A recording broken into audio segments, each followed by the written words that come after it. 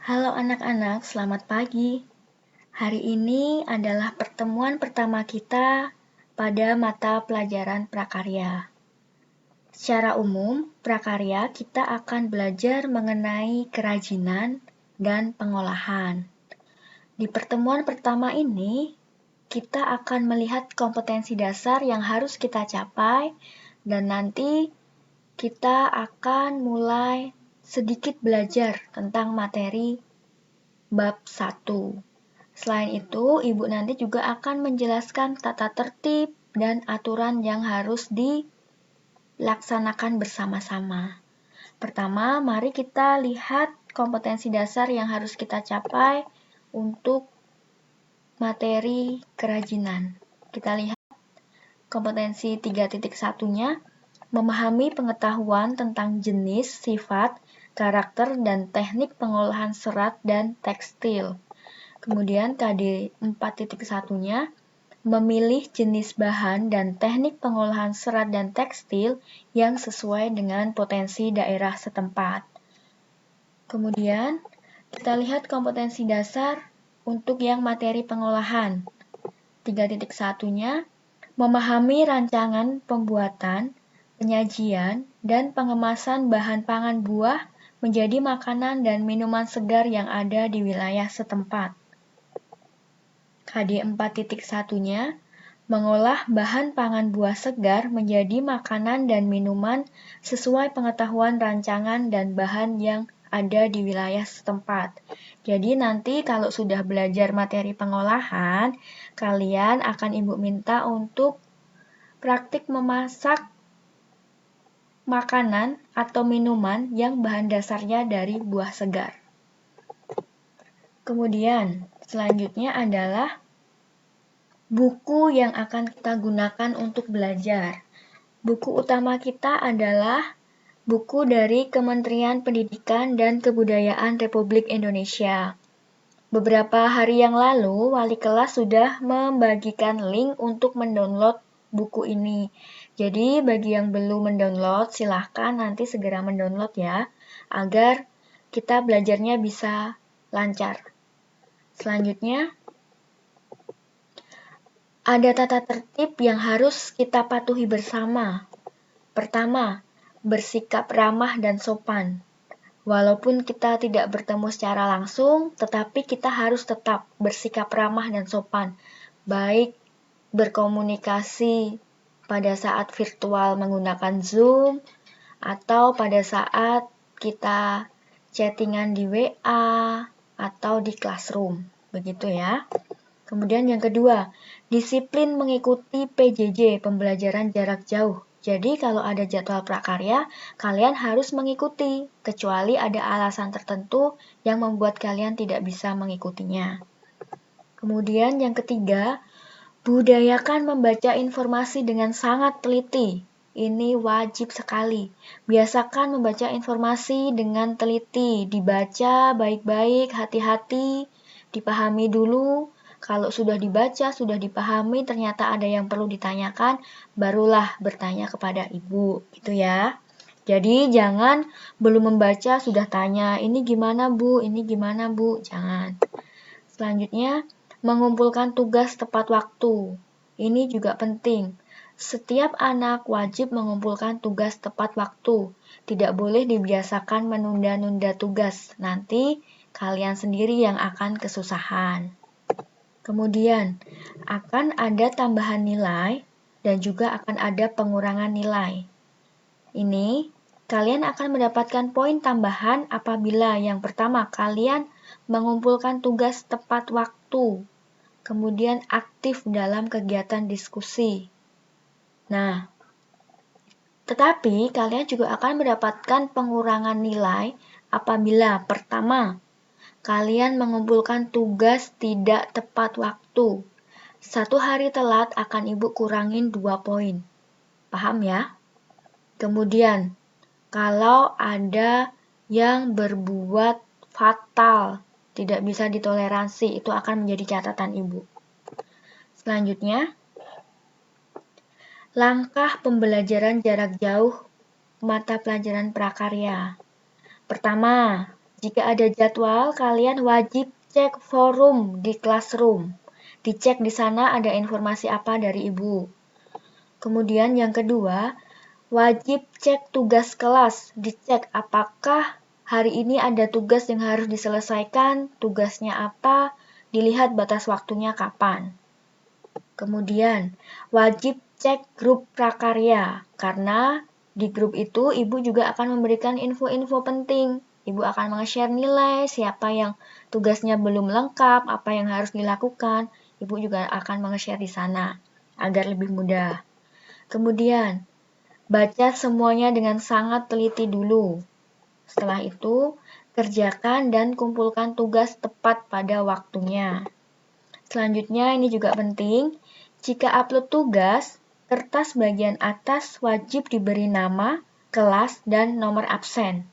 Kemudian tambahan, jika kalian ingin bertanya kepada ibu melalui WA, maka pertama kali silahkan menyantumkan nama dan kelas berapa. Ya, paham ya? Selanjutnya, penilaian raport. Nanti penilaiannya terdiri dari ini. Yang pertama, nilai tugas. Yang kedua, nilai penilaian harian. Yang ketiga, nilai penilaian tengah semester.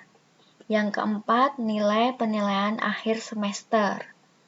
Nah, KKM-nya berapa, Bu? KKM prakarya adalah 75.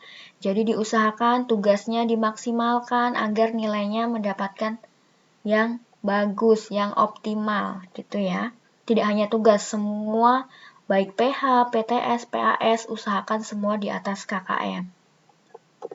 Kemudian, semua sudah Ibu jelaskan, sekarang kita mulai sedikit belajar ya. Coba kita lihat. Gambar apakah ini? Nih, yang pertama. Siapa yang tahu? Gambar yang kedua. Gambarnya tidak begitu jelas, tapi coba kita lihat. Gambar pertama ini adalah gambar pelepah pisang. Gambar yang kedua adalah gambar enceng gondok. Tahu kan enceng gondok yang tanaman yang tumbuhnya di air? Nah, kedua gambar ini adalah contoh dari bahan serat alam. Hari ini kita akan belajar serat alam. Nih, kita lihat materi kerajinan serat yang akan kita pelajari. Ada pengertian serat, jenis dan karakteristik serat, kemudian pengolahan bahan serat, proses produksi kerajinan bahan serat, kemudian produk dan proses kerajinan bahan serat, dan yang terakhir, kemasan produk kerajinan bahan serat. Nah, kita lihat selanjutnya. Apa sih yang dimaksud dengan bahan serat? Ada yang tahu? Sepertinya belum ya. Pasti pada belum baca buku. Nah, coba kita lihat. Pengertian bahan serat adalah suatu jenis bahan berupa potongan-potongan komponen yang membentuk jaringan memanjang yang utuh. Coba kita lihat contohnya seperti apa. Nih, ini adalah contoh bahan serat yang memanjang. Oke, selanjutnya, nih, bahan serat alam itu sudah dikenal orang sejak ribuan tahun sebelum Masehi.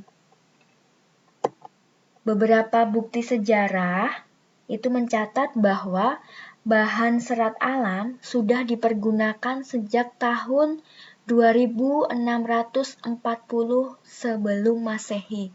Sudah sangat lama ya. Dan negara yang pertama kali mengolah bahan serat alam itu adalah negara Cina.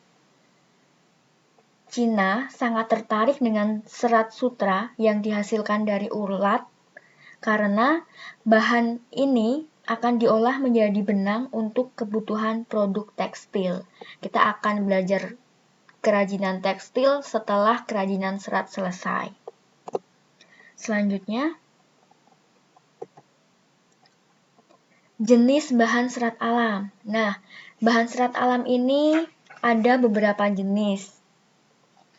Kita lihat, yang pertama ada serat dari tumbuhan. Yang kedua, serat dari hewan. Yang ketiga, serat dari mineral. Jadi, jenis bahan serat alam itu ada 3 ya anak-anak. Nah, tapi di prakarya kelas 7, kita hanya akan membahas 2, yaitu yang pertama serat dari tumbuhan dan yang kedua serat dari hewan. Hari ini kita belajarnya cukup dulu, besok kita akan lanjut belajar lebih dalam mengenai serat dari tumbuhan dan serat dari hewan. Nanti kita akan belajar klasifikasinya itu ada berapa saja, contohnya ada apa saja. Kalian besok sebelum jadwal prakarya boleh dibaca dulu bukunya, biar sudah paham. Nanti kalau ada yang ingin ditanyakan, baru tanya ke ibu. Gitu ya. Terima kasih. Oh ya, sebelum ibu tutup, ibu tadi lupa menyampaikan, silahkan kalian menyiapkan 1 buku catatan yang akan kita gunakan untuk prakarya. Cukup menyiapkan 1 buku saja. Kemudian, jangan lupa bagi yang belum mendownload, sekali lagi ibu ingatkan, silahkan langsung mendownload, dicari lagi link yang sudah di-share Bapak Ibu Guru. Agar kalau ada tugas, kalian bisa mencari dari buku elektronik itu. Begitu ya, paham? Terima kasih untuk hari ini, semoga kita tetap semangat dan tetap menjaga kesehatan. Tuhan memberkati.